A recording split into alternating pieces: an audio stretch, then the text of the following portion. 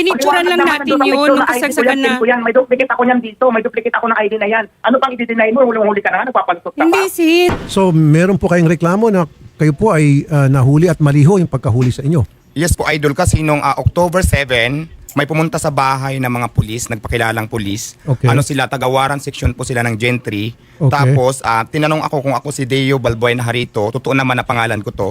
Sabi ko, yes, may warrant ako na nanggaling dito sa Mandaluyong. Nagtataka ako kasi, hindi naman ako taga Mandaluyong, hindi rin ako dito pamilyar sa lugar na to kasi from Pasay ako doon, yung parisan ko. Tapos, ang bahay ko ngayon is General Trias, Cavite. So, nagulat ako. Sabi ko, ano yung warrant? Ano ba yung kaso? Ang sabi pa nga nung una, nagtapon daw ako ng basura. Sabi ko, ang layo naman ng Pasay sa Mandaluyong, doon pa ako magkakaroon ng tapunan ng basura. O di ba meron kayong parisan sa malapit sa Senate? Yes, sa Senate. Sumama ako ng maayos kasi may dala silang warrant. At ano po nakalagay sa warrant? Ano na pong kasalanan nyo? City Ordinance ng Mandaluyong. Okay. Tapos, sumama ako doon sa kanila. So, kinulong ako. Kasi alas 6 ako nahuli. Tapos, may mga ganun-ganun pa. Fingerprinting. Fingerprint. Tapos, nung okay na lahat, pinasok na ako sa kulungan. Hindi naman ako makapag-bail kaagad kasi nga gabi yun. So, Magkano wala pang po yung korte. bail? 3,000 lang naman. Okay. Tapos, yun nga kasi, ang inaano ko kasi hindi ko rin naman to kaso talaga. Wala akong natatandaan na pumunta ako dito sa Mandaluyong para lang makipag-inuman. Hindi ko kilala yung nakalagay dito na kasamahan ko. Kasi ang nakalagay po dito is parang 5 yata kami, 4. Hindi ko lahat kilala. Tapos, ang nagtataka lang ako kasama yung pangalan ko. Is it Hindi possible na may gumamit po ng pangalan nyo? Yes, sa tingin ko po. Sa tingin ko po, meron. Patrolman, sir, magandang hapon po, sir. Ano po yung ginawa niyong procedure while you issued those tickets doon sa 5 violators na nahuli niyo pong umiinom? Hiningan ko po sila lahat ng ID. So, yung 4, nag-produce naman po ng ID. Bale, yung gumamit po muna ng pangalan niya, hindi po muna nag-produce. So, tinikita ko po muna yung 4, tapos pinausap po siya. Kasi masyado na pong mainit po talaga siya noon eh. So, nag-produce naman po siya ng ID bandang uli, tapos tinikita ko na po. So yung una, 4, agad-agad nag-produce ng ID. Yung pang-5, ayaw mo na mag-produce ng ID. Opo. And then doon, nagkainitan, nagkaroon diskusyon. In the end, nag-produce na rin siya. Opo. Yung mga ID po ng mga nag-produce, kasama na nga po yung pinakahuli, pinicturean niyo po. Kasama po sa SOP yun. Yung 4, napicturean ko po yung mga ID na kasama po doon yung ticket. Okay. Yung panghuli po, hindi niya po pinapicturean yung ID niya. So, ang sabi sa akin, bakit niya po pinapicturean yung ID ko? Nakuha niyo na po yung information ko. So, hindi po siya pumayag. May data privacy act po tayo. So, hindi ko na po pinicturean. Pero sinulat ko po doon sa ticket kung ano po yung ID na nakabinigay niya po sa akin. Teka muna, so nagpresenta po siya ng ID. Anong klaseng ID po yung presenta sa inyo? O yung sa BIR po, yung 10 ID.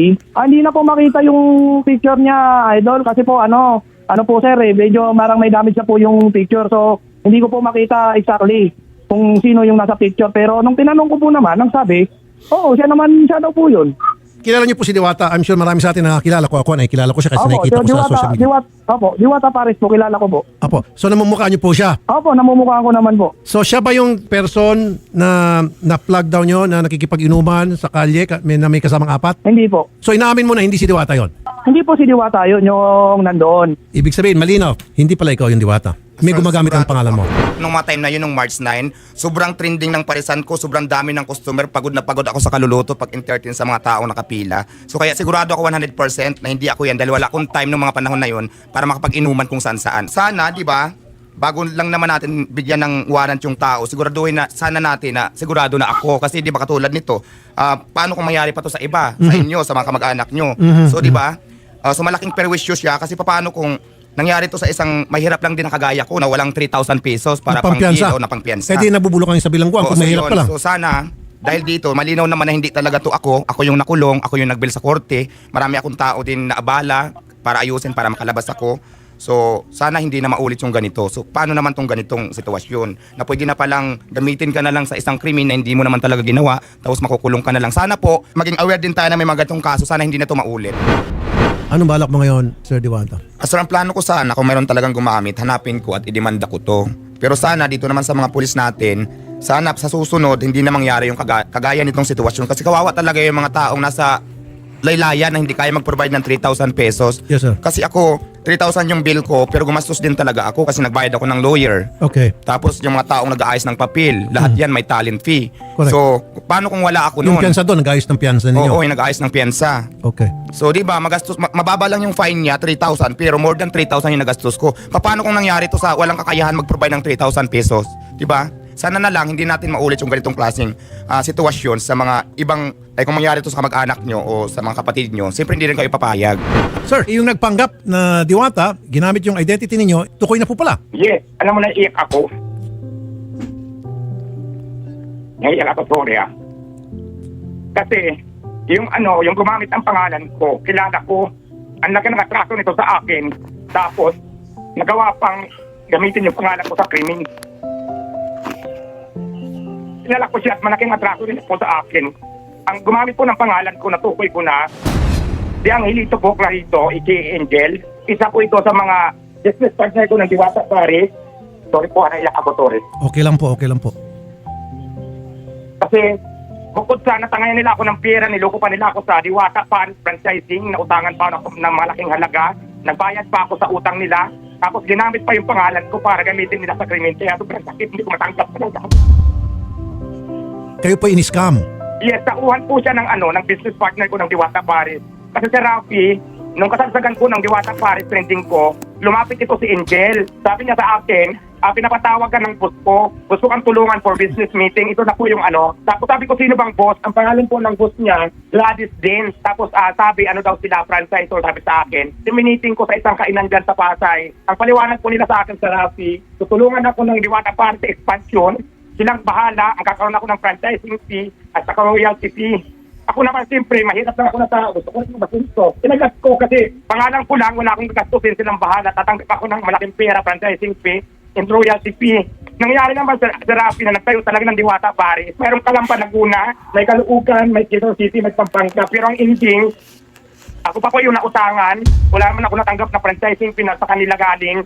Tapos ito pa, yung mga taong nag-franchise, nakausap ko yung isa sa mga nag-franchise ng Diwata Paris. Milyon yung nakuha nila na sinasabi nila, sir, na ibibigay daw sa akin yung franchising fee na wala naman ako natanggap hanggang ngayon.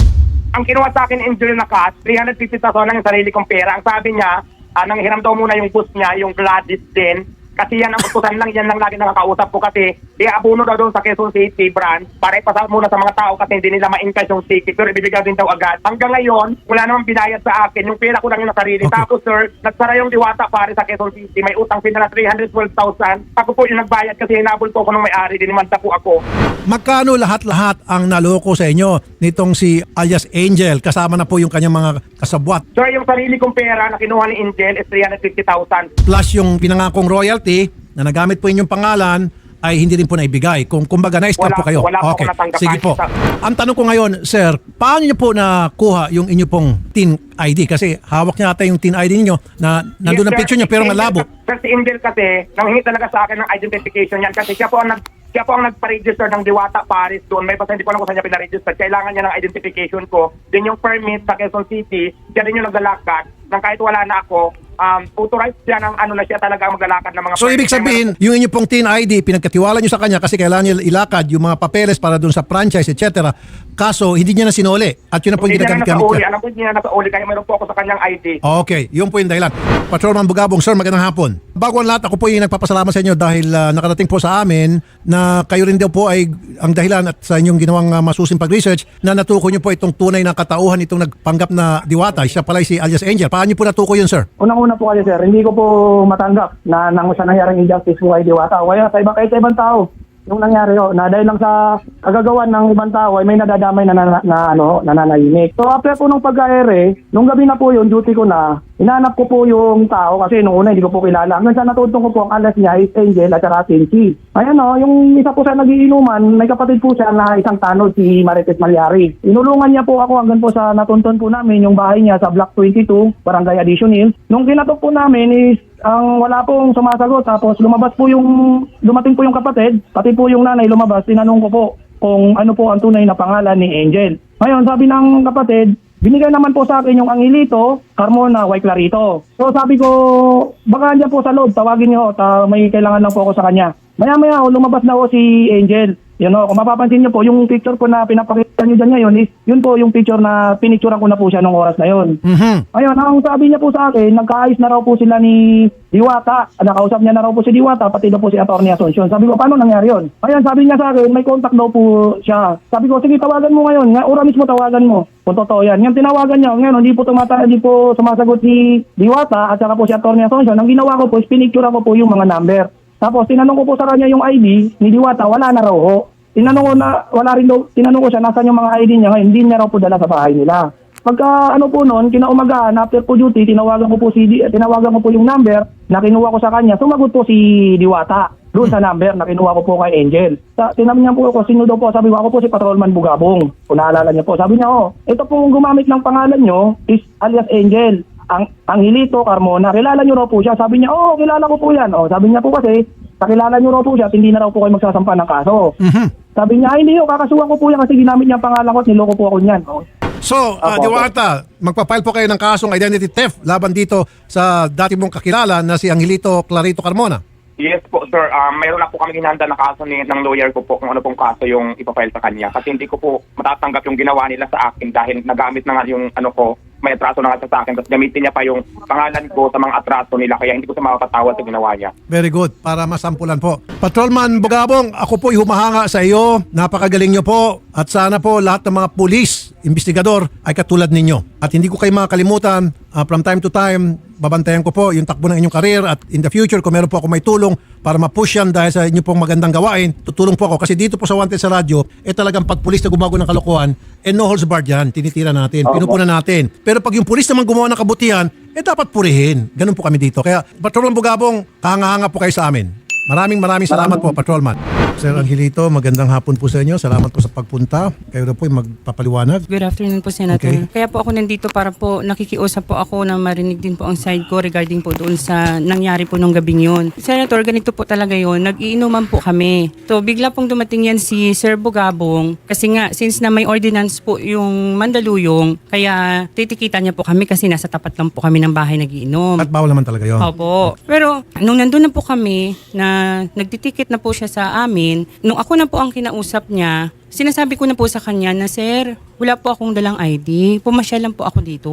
Hindi naman po ako taga dito. Pero kailangan po talagang ID para doon sa ID, kung ano nakapangalan doon sa ID, yun ang ilalagay sa ticket. Yun nga po. Sinasabi ko naman po ang pangalan ko. Ako po si Angelito Angel Carmona. Ayaw niya naman po akong pakinggan. Kasi wala po kayong ID. Paano niyo malaman na kung kayo pa ay nag-alias lamang o nagsinungaling o nagsabing totoo? So, papatunayan po yun sa pamagitan ng backup ID. Yun nga po. Kung ano sinabi niyong pangalan, dapat yun din nakalagay sa ID.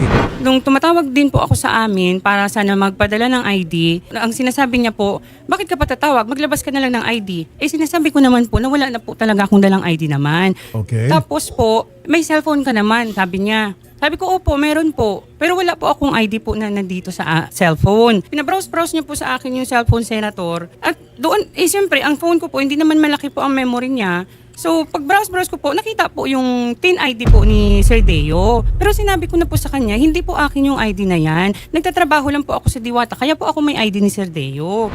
Patrolman Johari Bugabong, tama ba yung statement niya? Mali. Natatawa ko sa mga sinabi niya ni isa walang tama eh. Unang-una po, nung pinicturean ko sila, wala po sila sa bahay, hindi po sa tapat. Doon po yun sa may daanan, paakyat, papunta kina Malyari po yun. So, Pinicturean ko sila, tapos pinicturean ko din, so parang nagulat sila. Sabi ko, magandang umaga sa inyong lahat. Anong oras na? Nagiinuman pa kayo sa kalsada. Una, ang sabihin po nila sa akin, unang-una, stop daw po sila ng barangay Addison Hills. Ganun ba? Sabi ko. Sige nga, tawagan nyo nga. Sabi, may contact daw sila kay Gap. Sige, tawagan nyo si Gap. Pagka sumagot si Gap, pakakawalan ko kayo. Kung totoo yan. Wala naman po silang na-contact doon. Kung sinabi niya sa akin wala siyang ID, hindi raw siya taga dyan. Sabi ko, imposible naman na wala kang ID, mga kasama mo may mga ID. Hindi po yan nag-browse. Saksi po yung dalawang bantay bayan dyan. Naglabas po siya ng TIN ID at tinanong ko po siya, sigurado ka ba ikaw to? Sabi niya, opo, ako po yan. so ibig sabihin, physical na TIN ID ang pinakita niya sa iyo. Nagpakita na po siya ng TIN ID. Hindi po na doon lumang sa TIN ID. loob ng cellphone niya. Wala ho. Ako nga po nagsabi sa kanya, kung wala kang ID, sige, mag-chat ka, tumawag ka. Kung mayroong tingnan mo, baka may nakasave dyan. Pero yung sinabi niya na sinita ko siya bang tumatawag, mali po, Senador, hindi ko po siya sinita. Sabi mo kasi kanina, wala kang ID, napilitan ka lang kasi parang kinulit. Yes, Ang dating sa amin ni Patrolman, hanggang sasabi buksan yung cellphone at doon sa cellphone, nag-browse ka tapos nakita yung ID picture ni Diwata. Sabi mo, hindi sa akin yan, kay Diwata yan. Parang ganun sabi mo. Opo. Ganun ba nangyari, Patrolman? Wala po siya sa akin sinabing ganyan, Senador. Diwata, Hello sir, magandang hapon po sa ating lahat. okay, andito na po yung dating yung tauhan na ginamit po yung pangalan nyo, kaya po kayo nakulong. Yes sir, Diyos ko, grabing trauma ko, grabing anxiety ko, naranasan ko talaga makulong dahil sa ginawa niya. Dapat maranasan mo din makulong. Alam mo naman na ID ko yan, pangalan ko yan, bakit gagamitin mo yan sa pulis sa mga atraso nyo? So kailangan mo din siguro maranasan yung kulungan. Naniniwala ako sa sinasabi ng pulis na ID ko talaga yung binigay mo, 100%. Kasi napaka-imposible naman noon na napagkamalan mo lang yung ID ko, alam mo naman na pangalan ko yan. Kaya po siya napunta rito, Diwata, ay para humingi daw ata ng patawad sa iyo, baka patawarin mo humingi ng arreglo. Sir, grabe yung damage na po sa akin yan, sir. Ang laking perwisyon na po sa akin, sir. Grabe, kaya may kaso na naman kami sa korte, sir. Doon na lang siya magpaliwanag. Naku po.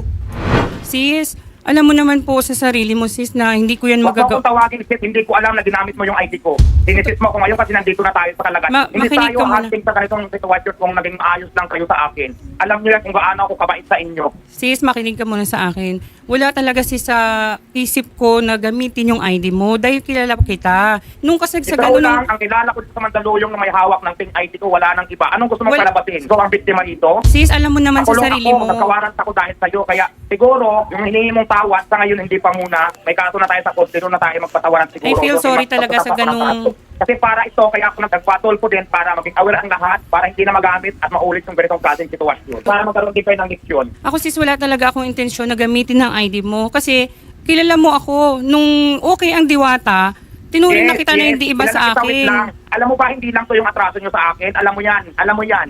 Sis, kung may Alam mo mga yan. ibang, kung may mga iba pong Huwag ka atraso na sa iyo mapampangan, hindi lang yung itong ID ko. yung- Itong ID ko, pangalawa na lang itong ginamit ko, pero may problema pa kayo sa akin na malaki at alam ng mga tao yan. Andito Kaya ako- huwag ka sa akin maganyan-ganyan. sis, dito ako sis para lang doon sa ID. Hindi po sa kung saan. Kasi kilala mo ako, hindi ko kayang gawin sa iyo Nakulong na ako. yun. Ano ito, nakulong na ako, sorry na lang, ganun-ganun na lang. Nakulong Hindi, ako. I feel sorry sa Grabe nangyari kahiya, talaga sa iyo. tinawag ko ito. Pero wala sa intensyon ko sis na gamitin ang ID mo. Alam mo ba kung anong perwisyo ang dinulot nito? Grabing trauma ko. Alam Grabing ko, alam ko, abala. sis. Nag-aalala ang mga tao sa akin lahat. Natira ako, lalo pa ako natira sa mga tao sa ginawa mo. Ganun na lang kadali. Alam ko sis, kung ako sa akin din man nangyari yun, ganun din ang mafe-feel ko. Pero ako sis, O bakit nga? Wala sa Ito nga, isip ang ko, wala. liwanag ng pangalan ko, bakit mo binigay sa pulis? Eh, pwede naman Hindi ko- sabihin mo yung pangalan mo. hindi ko sis binigay. Sinabi ko na yung pangalan ko at wala akong physical na ID mo. Huwag mong sabihin na biktima ka rito. Ikaw ang biktima rito sa sitwasyon ito. Huwag mong sabihin niya sa akin. Kahit dito hindi maniniwala. Wal- Ako yung nabiktima rito, hindi ikaw.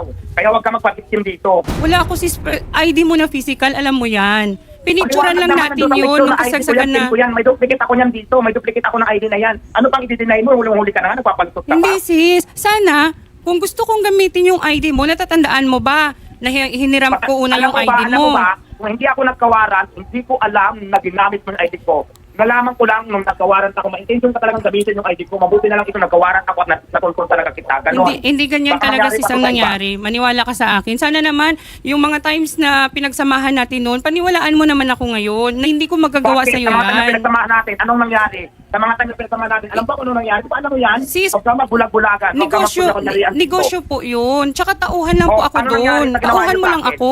Hindi kita tauhan ka nung business partner ko, hindi kita tauhan.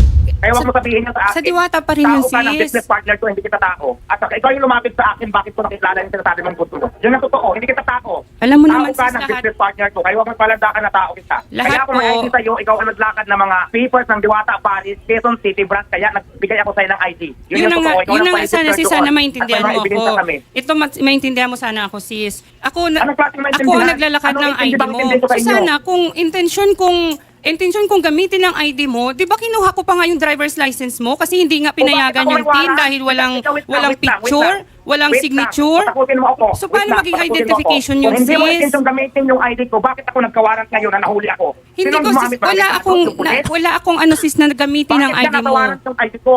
Wala ako sis intensyon na gamitin. Yun lang talaga ang sa akin. Wala sa isip Naku, ko na naku, gamitin yung Angel, ID mo Huwag ka na dito sis. magpabiktima. Huwag ka na magpabiktim Hindi dito. siya Kung may nag- biktima man dito, hindi ikaw ako. Hindi ako sis na nagpapabiktim. Kilala mo ako. Malinis akong tao. Wala akong record. Malinis. Yung kinuha mo sa akin ng 350,000, puro kayo pangako, yung cash ko, pera ko, plus yung utang nyo ako pa nagbayad. Sis, Ano? alam na alam mo Magsalita sa ka sarili ngayon. mo. Magsalita ka, alam mo, ikaw ang kumukuha sa akin Sis, ng pera, ikaw ang kumukuha sa Alam akin na ng alam mo pera. sa sarili mo kung saan Yes. napunta yung Oo, pero ikaw yung 350,000. kumukuha sa akin ng Hindi pera, ako inutos personal, sa'yo. hindi sa akin personal Yes, yun. pero ikaw nga yung kumukuha ng pera sa akin, inutos sa'yo ng boss mo. Alam mo ba yun? Ginagawa ko lang sis yung trabaho ko. Empleyado lang ako Kaya nga, doon. Sana naman bukod dito sa maintindihan ID, mo yung marami pa side akong ko. problema sa inyo na kung paano nyo ako apakan sa pagkatao ko. Alam mo ba yun? Ang binabanggit mo na yung 350,000, kinuha ko sa'yo, iniskam kita Ikaw ng ang- 300,000. Ikaw yung humiram Ay, nun, na ikaw yung kumuha sa akin. 350,000.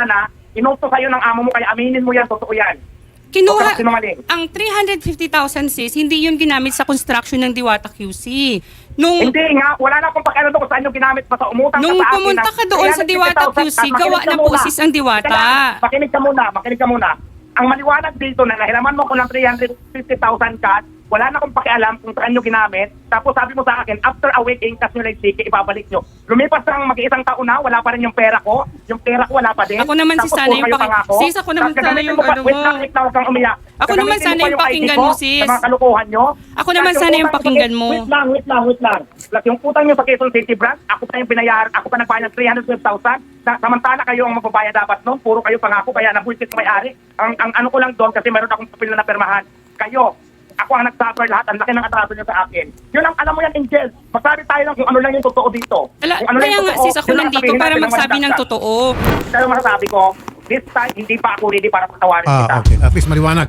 Kasi alam mo, Sir Angelito, meron man tinatawag na mediation. Pagdating sa korte, susubukan ng korte bago iakyat yun sa judge, tuloy-tuloy nagugulo yung kaso, subukan kayong pagbabatiin.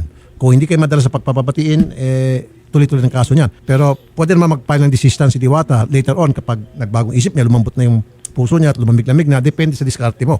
Naintindihan niyo po yun. Opo, Senator. Kailan po kayo ready, Diwata? Hindi ko pa alam sir kung kailan ako maging ready. Pero this time, hindi muna ako ready sa mga sinasabi mo. This time, hindi talaga ako ready. Pa ako handa. Kung sakali man, patatawarin mo siya, ano mga kondisyones? Ano kasi to konektado to sa lahat ng mga problema ko regarding sa parisan ko. Okay. Okay. Siguro pag nabigay nila lahat yung para sa akin, lahat ng mga damit ko, pwede naman. Pwede naman sir, pwede naman. May binabagit ka 300,000 something, may Yes, balik yun. oo, yung binayad ko sa Quezon City, Okay. binayad ko yung hiniram nila, like yung mga franchising fee ko, kasi konektado yan siya eh. Siguro pag nabigay yun lahat, pati itong mga perwisyo na nangyari sa akin ngayon, yung bayad ko sa attorney na private yung lawyer ko eh. Siguro kung lahat yan matitil na maaaring tawarin ko kayo. Pero kung ganyan-ganyan lang tayo, parang malabo.